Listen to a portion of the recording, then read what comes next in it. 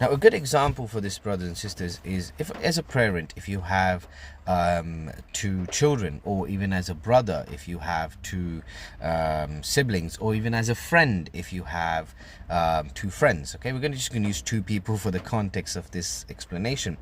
And if you're partial to one and impartial to the other, so you glorify one or you praise one, not glorify, but you praise one, but then you sort of condemn the other one, sorry.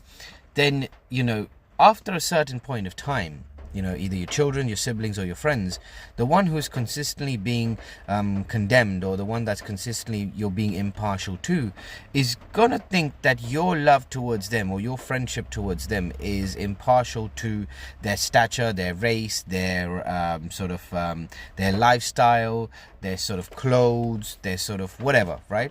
And that is going to have a negative impact on yourself. Likewise, God the Father and God the Son, they cannot have impartiality to anyone. God cannot be impartial, because if he is partial to the one that pays more tithes, for example, then it could be said that God's love is not true love. God's love is dependent based on how much tithes you pay. The more tithes you pay, the more God loves you. But that's not the case. God asks you to pay your tithes 10% within your capacity. There is no sort of partiality to that, okay? It is just pay your 10% in your capacity. And God doesn't care about our wealth. What he cares about is our character. How are we developing a Christ-like character? So likewise, brothers and sisters, when it comes to the people in our lives, we ought to look at their character and look at their sort of principles and look at their sort of beliefs and their lifestyle.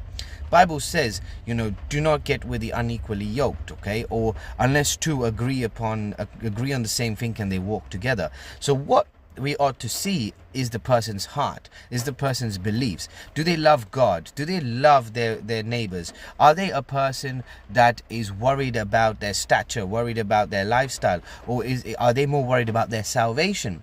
So this is what we got to look at. And I'm not saying rich or poor blaspheme against God, but it's usually the ones that have or are content in this life tend to not have the need for God.